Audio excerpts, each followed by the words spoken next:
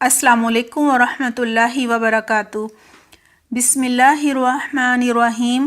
رب اشرح لی صدری ویسر لی امری واحلل عقدۃ من لسانی یفقہوا قولی رب زدنی علما۔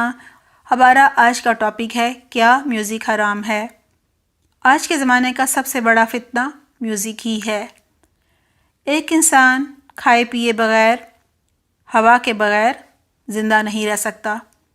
اسی طرح سے آج کی نئی نسل جو ہے وہ لگتا ہے میوزک کے بغیر زندہ نہیں رہ سکتی۔ جسے دیکھو اس کے کانوں میں ہیڈ فون ہے اور موسیقی سنی جا رہی ہے۔ موسیقی عربی کا لفظ ہے جسے انگلش میں میوزک کہا جاتا ہے۔ اسلام میں موسیقی سننے اور سنانے کے بارے میں یہ کہا گیا ہے کہ نہ صرف اس کا سننا اور سنانا بلکہ موسیقی کے آلات کی خرید و فروخت اور ان کا ہر طرح کا استعمال حرام ہے۔ ہمارے یہاں خوشی کے جو موقع ہیں وہ گانے بجانے کے بغیر مکمل ہی نہیں ہوتے۔ بچوں کے کھلونوں کو لے لیجئے یا ریسٹورنٹس میں چلے جائیے، کسی پارٹی میں جائیے، جلسوں، میلوں یا عرسوں میں چلے جائیے یا بسوں میں سفر کیجئے یا تفریح گاہوں، بازاروں یا مزاروں میں چلے جائیے، شادی کی رسومات میں جائیے، ہر جگہ موسیقی کے مختلف رنگ اور انداز جو ہیں وہ نظر آئیں گے۔ اس حرام کام کی وجہ سے آخرت تو خراب ہوتی ہی ہوتی ہے، لیکن آخرت کے عذاب کے ساتھ ساتھ دنیا سے بھی خیر و برکت اٹھ جاتی ہے۔ پھر انسان کہتا ہے کیا وجہ ہے؟ کیا بیماری، مصیبت، مشکل، آزمائش سب کچھ میرے ہی گھر آنا ہے؟ اور ایسی جو حرام طریقوں سے منائی گئی خوشیاں ہوتی ہیں وہ بھی دیر پا نہیں رہتی۔ آج کل لاکھوں میں کوئی ایک گھر ملتا ہے جو اس حرام سے بچا ہو۔ موسیقی جو ہے وہ انسان کو غفلت میں، حرام کاموں میں اور گناہوں میں مبتلا کر دیتی ہے۔ انسان کو فرائض سے، نماز روزے سے غافل کر دیتی ہے۔ ہاں، البتہ اسلام میں خوشی کے موقعوں پر دف بجانے کی اجازت ہے، جس میں سائڈوں پر بجنے والے جو چھن چھن کرنے والے چھانج ہوتے ہیں وہ نہ ہوں۔ آئیے قرآن و سنت کی روشنی میں دیکھتے ہیں میوزک کے بارے میں کیا حکم ہے۔ صحیح بخاری کی حدیث نمبر 5590 میں ہے، آپ صلی اللہ علیہ وسلم نے فرمایا لَيَكُونَنَّ مِنْ أُمَّتِي أَقْوَامٌ يَسْتَحِلُّونَ الْحِرَّ وَالْحَرِيرَ وَالْخَمْرَ وَالْمَعَازِفَ۔ ترجمہ، میری امت میں ایسے برے لوگ پیدا ہو جائیں گے جو زناکاری، ریشم کا پہننا، شراب پینا اور گانے بجانے کو حلال بنا لیں گے۔ اسی حدیث میں ان لوگوں کا انجام دنیا میں ہلاکت اور قیامت تک کے لیے بندر اور سور کی صورتوں میں مسخ کر دینے کا بتایا گیا ہے، اور یہ قرب قیامت کی نشانیوں میں سے ہیں۔ سورہ لقمان کی آیت نمبر 6 میں ہے وَمِنَ النَّاسِ مَن يَشْتَرِي لَهْوَ الْحَدِيثِ لِيُضِلَّ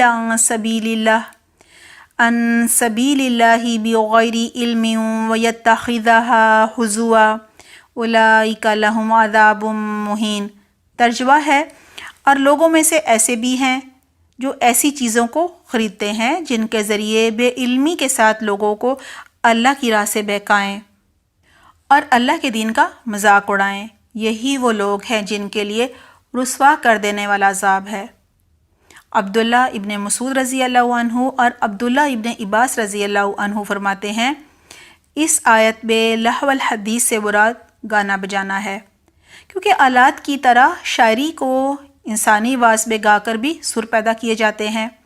یہی وجہ ہے کہ گانا بجانا دونوں ہی حرام ہیں۔ آپ صلی اللہ علیہ وسلم نے فرمایا آخری زمانے میں لوگ گانے بجانے اور آلات موسیقی کو حلال ٹھہرا لیں گے، جیسا کہ آج کل ہو رہا ہے۔ جب شیطان نے آدم علیہ السلام کی اولاد کو بھٹکانے کے لیے اللہ سبحانہ تعالیٰ سے قیامت تک کی مہلت مانگی تو اللہ سبحانہ تعالیٰ نے سورہ بنی اسرائیل کی آیات 60 سے 63 تک میں فرمایا جاؤ، انسانوں میں سے جو تمہاری پیروی کرے گا تو تم سب کی سزا جہنم ہے، ان میں سے جسے بھی تم اپنی آواز سے بہکا سکو بہکا لو، اور ان پر اپنے سوار و پیدل سب کے ساتھ چڑھائی کر لو، اور ان کے مال اور اولاد میں بھی اپنی شراکت بنا لو اور ان سے وعدے کر لو، میرے سچے مخلص ایمان والے بندوں پر تیرا زور نہیں چلے گا۔ ان آیات میں اللہ سبحانہ تعالیٰ نے شیطان کی آواز کا ذکر فرمایا ہے۔ تمام مفسرین کا اتفاق ہے کہ شیطان کی آواز گانا بجانا، بانسری اور موسیقی کے آلات ہیں۔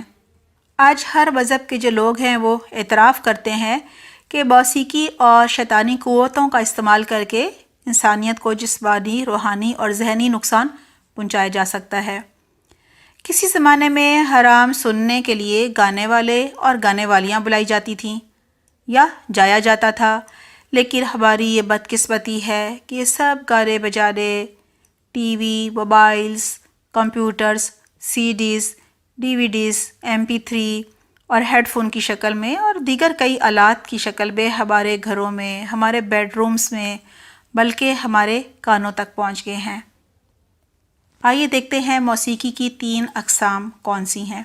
نمبر 1، یہ وہ موسیقی ہے جس میں شرک، بے حیائی، فحاشی، جھوٹ یا سازوں کا استعمال پایا جاتا ہے۔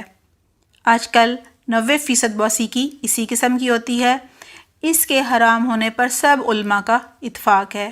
نمبر 2، یہ وہ موسیقی ہے جس میں شرک، بے حیائی اور جھوٹ وغیرہ نہ ہو، نہ ہی سازوں کا استعمال کیا گیا ہو، مثلاً حمد و نعت، قومی ترانے اور اصلاحی نظمیں۔ تمام علماء کا اتفاق ہے کہ یہ جائز اور حلال ہیں۔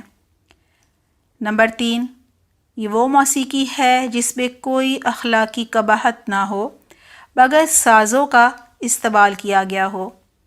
اس تیسری قسم کے بارے میں علماء کا اختلاف ہے۔ بعض کے نزدیک یہ جائز ہے اور بعض کے نزدیک سازوں کے استعمال کے باعث حرام ہے۔ حالانکہ حدیث کی روشنی میں تو ہم نے دیکھ لیا کہ یہ حرام ہی حرام ہے۔ اگر حکم الہی اور قول رسول صلی اللہ علیہ وسلم سن کر بھی ہمیں گانے بجانے کا ارمان رہے، شوق رہے، تو یقیناً ہمارے دل ایمان سے خالی ہو چکے ہیں۔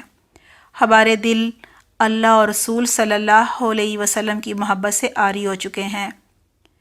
دعا ہے اللہ سبحانہ تعالیٰ ہمیں حلال اور حرام میں تمیز کرنے اور ہر طرح کے حرام سے بچنے کی توفیق عطا فرمائے، ہماری نئی نسل کو اس فتنے سے بچائے، آمین۔ سبحانک اللہم و بحمدک، نشہد ان لا الہ الا انت، نستغفرک و نتوب الیک۔ والسلام علیکم ورحمۃ اللہ وبرکاتہ۔